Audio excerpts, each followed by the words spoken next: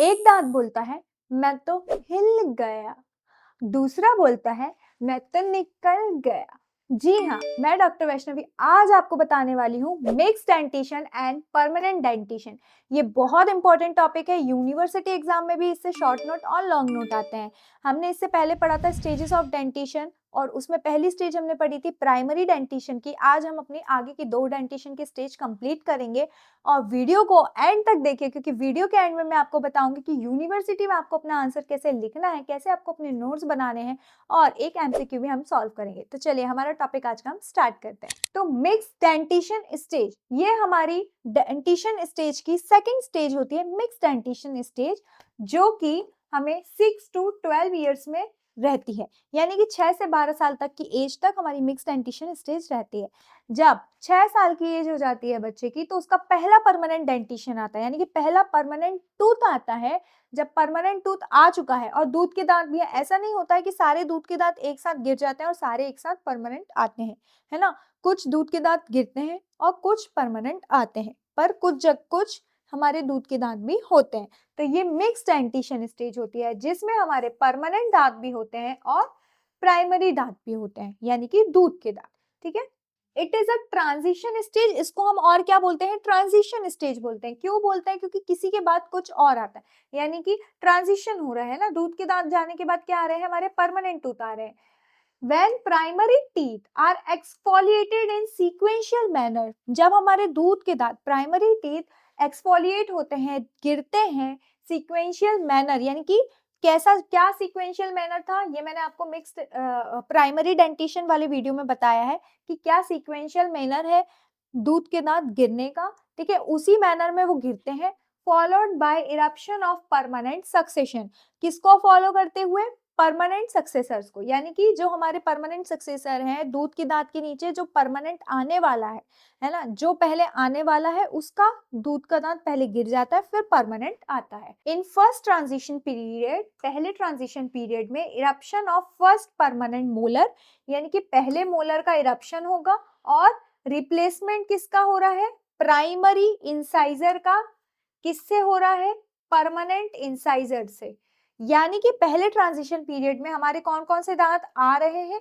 एक तो आ रहा है हमारा ये फर्स्ट मोलर, ठीक है, फर्स्ट मोलर आ रहा है, और रिप्लेसमेंट यानी कि फिर कौन सा आता है दांत? प्राइमरी इंसाइजर जो था उसके बाद, यानी कि प्राइमरी इंसाइजर, जो सामने वाले इंसाइजर है वो झड़ने के बाद क्या आएंगे? हमारे परमानेंट इंसाइजर्स। ठीक है, फिर दूसरे में चलते हैं हम, सेकंड ट्रांजिशन पीरियड में क्या होता है? इन्वॉल्व क्या होता है? रिप्लेसमेंट ऑफ प्राइमरी मोलर्स, है ना। प्राइमरी जो दूध के दांत के मोलर्स होते हैं उनको और कैनाइन को, उन दोनों की जगह पे क्या आता है? प्राइमरी मोलर्स की जगह आते हैं परमानेंट प्रीमोलर्स, और प्राइमरी कैनाइन की जगह आते हैं हमारे permanent canine, and emergence of second permanent molar, है ना। और क्या क्या आ जाता है? हमारा सेकंड परमानेंट मोलर आ जाता है। पहला परमानेंट मोलर कहाँ आ रहा था हमारा? ये आ रहा है फर्स्ट परमानेंट मोलर, हमारा किस में आ रहा है? फर्स्ट मोलर किस में आ रहा है? हमारे फर्स्ट ट्रांजिशनल पीरियड में आ रहा है। ठीक है, और किसकी जगह क्या, और क्या आता है? प्राइमरी इंसाइजर की जगह क्या आता है? Permanent incisor. ठीक है, उसके बाद सेकंड ट्रांजिशनल पीरियड की बात चलती है। जब सेकंड ट्रांजिशनल पीरियड आता है तो क्या होता है? किसकी जगह रिप्लेसमेंट किसका होता है? प्राइमरी मोलर का। किससे? परमानेंट प्रीमोलर से।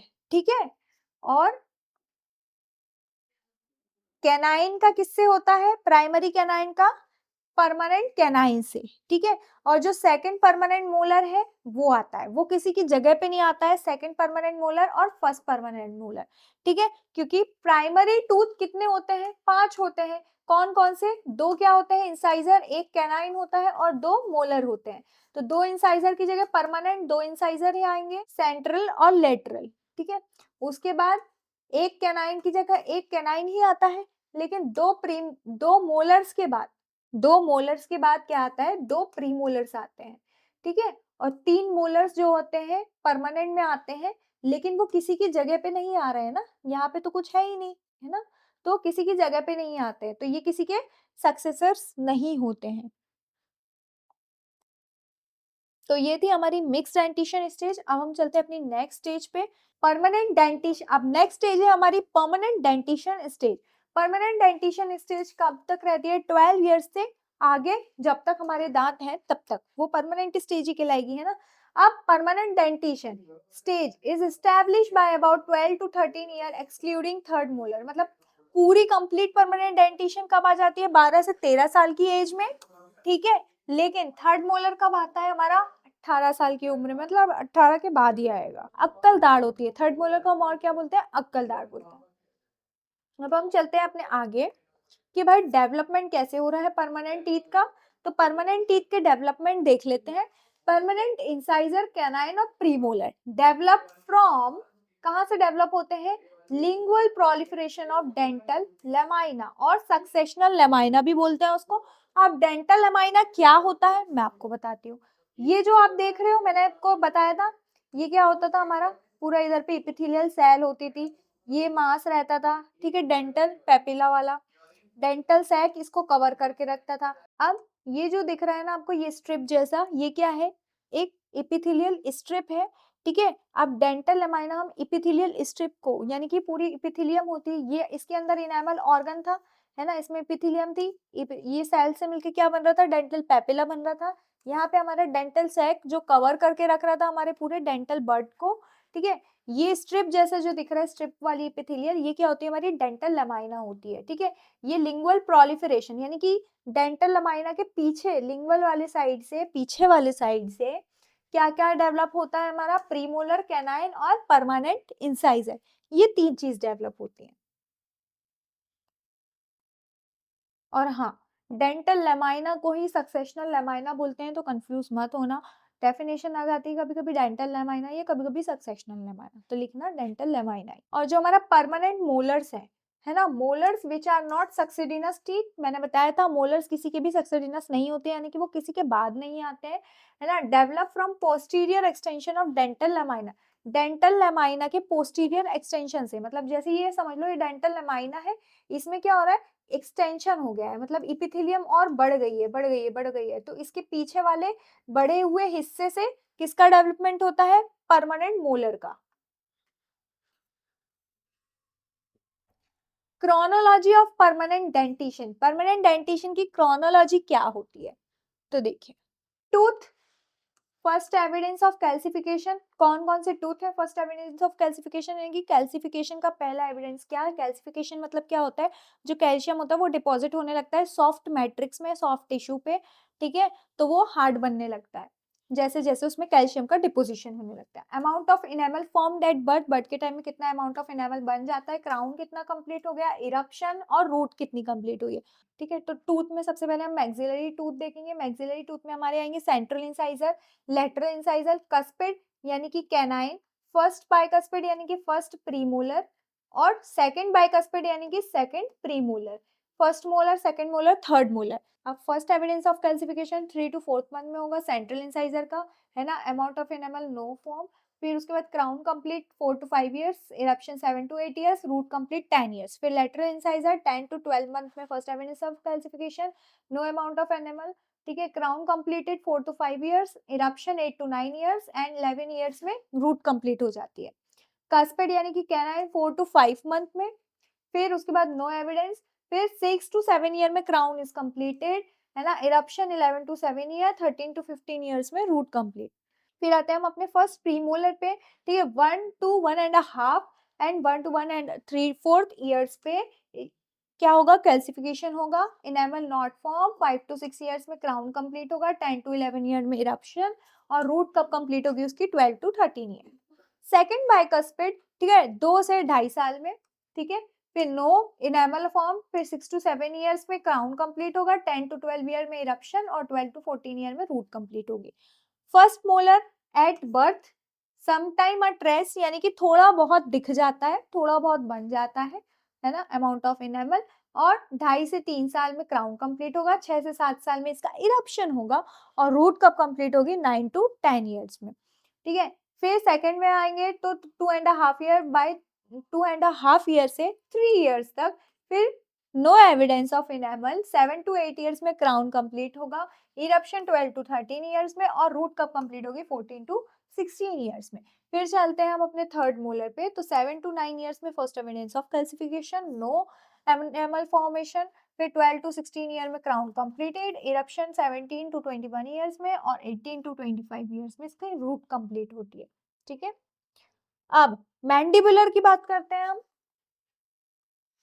तो मैंडिबुलर के चलते, मैंडिबुलर में बात करेंगे तो पहले सेंट्रल इंसाइजर है, 3 to 4 मंथ में first appearance of classification, no amount of enamel, 4 to 5 year में क्राउन कंप्लीट होगा, 6 to 7 ईयर में इरप्शन होगा, 9 ईयर्स में रूट कंप्लीट होगी। लैटरल इंसाइजर 3 to 4 मंथ में फर्स्ट एविडेंस होगा, है ना, नो इनेमल फॉर्मेशन, उसके बाद 4 से 5 साल में इसका क्राउन, 7 to 8 ईयर में इरप्शन, 10 साल में रूट कंप्लीट होगा। कस्पिड यानी कि कैनाइन की बात चल रही है, 4 से 5 मंथ में इसका फर्स्ट एविडेंस होता है ना, उसके बाद 4 से 5 मंथ के बाद अमाउंट का इनेमल कितना फॉर्म होता है, एक भी नहीं। फिर आते हैं हम क्राउन कंप्लीट पे, तो 6 to 7 ईयर्स में क्राउन कंप्लीट हो जाएगा, eruption 9 to 10 year, 12 to 14 years में इसकी रूट कंप्लीट होगी। फिर चलते हैं बाइकस्पिड में, यानी कि फर्स्ट प्रीमोलर की बात चल रही है ना, 1 to 3/4 एंड 2 ईयर्स। ठीक है, उसके बाद no enamel form, crown 5 to 6 years, 10 to 12 years में रूट इरप्शन, और 12 to 13 ईयर्स में इसकी रूट कंप्लीट होती है। फिर चलते हैं हम अपने सेकंड बाइकस्पिड में, यानी कि सेकंड प्रीमोलर में। ठीक है, तो 2/1/4 और 1 to 2 ईयर्स तक इसका क्या होता है, कैल्सिफिकेशन होता है, नो इनेमल फॉर्मेशन। ठीक है, उसके बाद इसमें क्राउन 6 से 7 साल में कंप्लीट होगा। ठीक है, 11 to 12 ईयर्स में इसका इरप्शन हो जाएगा, 13 to 14 ईयर्स में ये रूट कंप्लीट कर देता है। उसके बाद आते हैं हमारे तीनों मोलर्स की, तो 3 मोलर्स, फर्स्ट मोलर की बात करें तो बर्थ के टाइम एविडेंस मिल जाता है कैल्सिफिकेशन, सम टाइम ट्रेंस यानी कि थोड़ा बहुत दिख जाता है। ठीक है, 1/2 to 3 years crown completed, 6 to 7 years eruption, and 9 to 10 years तक हमारा क्या हो जाता है, रूट कंप्लीट हो जाता है। 9 to 10 ईयर्स में हमें क्या हो जाता है, रूट कंप्लीट हो जाता है। ठीक है, अब आते हैं हम सेकंड मोलर में, तो 1/2 to 3 ईयर्स क्या होता है, कैल्सिफिकेशन हो जाएगा। ठीक है, और फिर एनेमल नहीं होता है यहाँ पे, फॉर्म 7 to 8 ईयर्स में क्राउन कंप्लीट होगा, 11 to 13 ईयर्स में इरप्शन हो जाता है, रूट कंप्लीट होती है 14 से 15 साल में। ठीक है, अमाउंट ऑफ इनेमल, बर्थ के टाइम में इनका इनेमल नहीं फॉर्म होता है। थर्ड मोलर 8 to 10 ईयर्स में कैल्सिफिकेशन, यहाँ पे भी नहीं। फिर उसके बाद क्राउन कंप्लीट 12 to 16 ईयर्स में, फिर इरप्शन 17 to 21 ईयर्स में, और 18 to 25 ईयर्स में रूट इसकी कंप्लीट हो जाती है। ये जो टेबल में था, अब वो मैं आपको एक बार थ्योरी में भी बता दूंगी। तो ये देख सकते हो, permanent dentition begins to form at birth, जो परमानेंट डेंटिशन है बर्थ के टाइम पे बनना शुरू हो जाता है, at which time initial calcification of first permanent molar, यानी कि इनिशियल कैल्सिफिकेशन जब स्टार्ट हो जाता है फर्स्ट मोलर का, तो दिखने लगता है वो, है ना, और their crowns are completed by 3 years of age, और इनके जो क्राउन है ना, मोलर का क्राउन है वो 3 इयर्स ऑफ एज में कंप्लीट हो जाते हैं। Their crown are completed by 3 years of age. अब most of anterior begin to calcify, है ना, बहुत सारे एंटीरियर्स होते हैं आगे वाले दांत, वो कब कैल्सिफाई हो जाते हैं, between 3 to 5 month, and their crowns are completely formed by 5 to 7 years तक क्राउन बन जाता है। ठीक है, प्रीमोलर बिगिन टू कैल्सिफाई, जो प्रीमोलर है वो कैल्सिफाई होना कब चालू हो जाता है, 11/2 to 2.5 ईयर पे। क्राउन कंप्लीशन कब हो जाता है, 7 ईयर्स में एज। ठीक है, अब सेकेंड मोलर कब बिगिन होता है बनना, 21/2 to 3 years, and their crown are completed by 7 to 8 years, crown 7 to 8 years के बीच में। लास्ट टीथ टू डेवलप, यानी कि थर्ड मोलर की बात चल रही है, कब कैल्सिफिकेशन होना चालू हो जाता है, 7 to 10 ईयर्स में। ठीक है, and crown are not completed until 12 to 16 years, जब तक बच्चा 12 से 16 साल का नहीं हो जाता, जब तक उसका क्राउन नहीं बन के कंप्लीट होता है। ठीक है, तो आज का हमारा टॉपिक यहीं खत्म होता है। अब मैं आपको बताती हूँ यूनिवर्सिटी में अगर आपको ये क्वेश्चन आता है तो कैसे आता है, और आपको कैसे लिखना है, और इसके नोट्स आपको कहाँ मिलेंगे। तो चलिए, सबसे पहले मैं आपको बताती हूँ कि यूनिवर्सिटी में इससे क्या आएगा। यूनिवर्सिटी में आपको एक लॉन्ग नोट आ सकता है, स्टेजेस ऑफ डेंटिशन, या फिर शॉर्ट नोट में आपसे डायरेक्ट पूछ सकते हैं परमानेंट डेंटिशन, मिक्स डेंटिशन के बारे में, या फिर प्राइमरी डेंटिशन के बारे में। ठीक है, तो ये थी हमारी क्वेश्चन की बात, और इससे एमसीक्यू भी आते हैं। ठीक है, अब दूसरी बात होती है कि इसके आपको यूनिवर्सिटी में से लिखना कहाँ है। ठीक है? तो मैं आपको बताती हूँ यूनिवर्सिटी में आपको इसे कैसे लिखना है। तो सबसे पहले याद रखना, किसी भी आंसर को लिखने से पहले उसकी हेडिंग डालना बहुत ज़रूरी है। आंसर स्टार्ट करोगे, आंसर स्टार्ट करके सबसे पहले हेडिंग डालो कि मिक्स्ड डेंटिशन के बारे में आप लिख रहे हो, ठीक है? मिक्स्ड डेंटिशन स्टेज हेडिंग डाल दो, 6 से 12 साल में कंप्लीट हो जाता है, ये लिख दो। अब ये ट्रांजिशनल स्टेज होती है, ठीक है? प्राइमरी टीथ होता है, एक्सफोलिएट होता है, कब होता है, कब से कब तक रहती है ये स्टेज, ये सब आप बताओगे। उसके बाद बताओगे इसकी फर्स्ट ट्रांजिशन पीरियड में क्या हो रहा है और सेकंड में क्या हो रहा है। उसके बाद फिर आपसे अगर पूछा है कि परमानेंट डेंटिशन क्या है, या फिर नेक्स्ट आप स्टेजेस ऑफ डेंटिशन में हेडिंग डालोगे परमानेंट डेंटिशन, ठीक है? उसके बारे में बताओगे भाई ये 12 ईयर से आगे तक रहती है, जब तक है हम लोग तब तक है, ठीक है? परमानेंट डेंटिशन कब स्टेज होती है ना? कब स्टेज एस्टेब्लिश होती है, ठीक है? डेवलपमेंट कब होता है परमानेंट टीथ का, किससे हो रहा है, डेंटल लैमाइना से हो रहा है। Chronology of permanent dentition, chronology क्या होती है, ये आप ये वाला चार्ट आप बना सकते हो। उसके बाद चार्ट में और डायग्राम में बहुत मार्क्स मिलते हैं, मैंने आपको हमेशा बताया है। परमानेंट डेंटिशन के बारे में बताओगे क्या प्रीमोलर कब कैल्सिफाई हो रहा है, सेकंड मोलर कब कैल्सिफाई हो रहा है, लास्ट टीथ कौन सा आ रहा है, ठीक है? तो ये थी हमारी नोट्स की बात कि भाई हमको पढ़ना कैसे है, कैसे क्वेश्चन आएँगे और कैसे लिखना है। तो अब बात आती है हमारे नोट्स की, तो नोट्स हमें कहाँ से मिलेंगे? तो नोट्स आपको यहीं मिलेंगे, ठीक है? तो ये सारे नोट्स मैंने नीचे टेलीग्राम की लिंक दी हुई है, वहाँ पे मिल जाएँगे आपको, या व्हाट्सएप पे अगर आप ऐड हैं, तो व्हाट्सएप पे भी आपको डायरेक्ट नोट्स मिल जाएँगे, इंस्टाग्राम में आपको नोट्स अवेलेबल हो जाएँगे। तो नोट्स तो आपको बने-बनाए मिल जाएँगे, बस आपको सिर्फ़ इसको पढ़ना है, यानी कि वीडियो देखना है और रिवीजन करना है अपना। अब चलते हैं हम अपने एमसीक्यू पे। तो आज का हमारा एमसीक्यू है which permanent incisor erupt first. अब व्हिच की स्पेलिंग को थोड़ा-सा नेग्लेक्ट कर दो क्योंकि वो गलत हो गई है एडिटिंग में, ठीक है? तो which permanent incisor erupt first, कौन सा परमानेंट इंसाइजर सबसे पहले इरप्ट होता है? तो आपके पास 4 ऑप्शन है, मैं आपको 5 मिनट देती हूँ, जल्दी-जल्दी अपने आंसर कमेंट में कमेंट कीजिए। तो फर्स्ट परमानेंट इंसाइजर, सबसे पहले कौन सा परमानेंट इंसाइजर इरप्ट होता है? मैंडिबुलर सेंट्रल इंसाइजर इरप्ट होता है। इसका करेक्ट आंसर है बी, है ना? अगर आपसे पूछा जाए पहला परमानेंट टूथ कौन सा आता है, तो वो प्रीमोलर सॉरी वो फर्स्ट मोलर होता है। लेकिन इसमें पूछा आपसे सबसे पहले कौन सा इंसाइजर इरप्ट होता है, तो मैंडिबुलर सेंट्रल इंसाइजर इरप्ट होता है, ठीक है?